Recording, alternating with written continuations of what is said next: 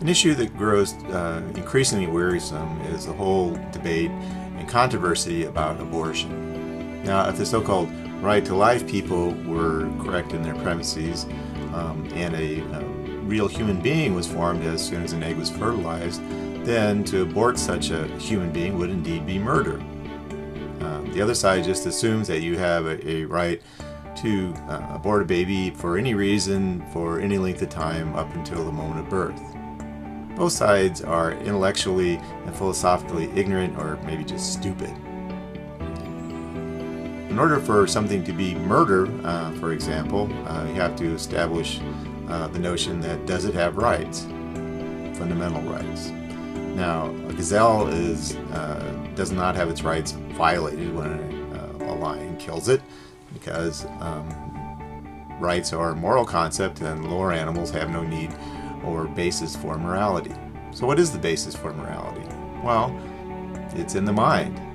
That's the main source for establishment of rights in reality and our need to recognize what those rights are and how they operate. Other animals lower than human beings on the evolutionary scale share much of our DNA, but we're the only animals with the part in our brain that gives us free will, that allows us to make choices, non-coerced choices, and choices that aren't determined by outside forces. It's this free will that provides the basis for morality. Where there is no choice, morality is irrelevant.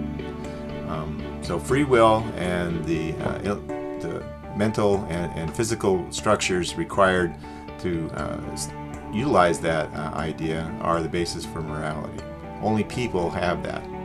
So the next thing to do is to think about, well, where is it in the brain that these structures exist, and when do they come into play? Well, I have an article on Amazon that goes into this in considerable depth, but for now, let me just say that the physical structures for the brain that lead to the possibility of volition or free will don't really occur until about 6 months into a pregnancy.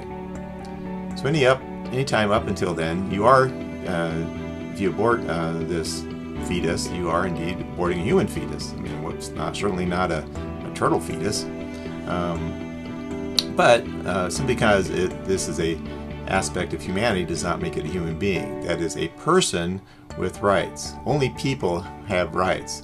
And if you don't have the structural basis in your brain that make these rights possible, then you don't have any rights. Now, it's debatable in terms of the last trimester whether abortion does indeed violate these principles. At the very least, a woman whose life is in danger anytime in that final trimester, unlikely though it might be because of a fetus problem, has the right to abort that fetus, regardless if it's in the final trimester or not. The actual always has to take precedence over the potential, because the potential does not exist per se on its own. The fetus would not exist without the mother. And if you destroy the basis for that potential existence as a human being, then you've invalidated any notion of morality or hierarchy of concepts or morality. Now, people make a big deal about late-term abortions, but they're pretty rare.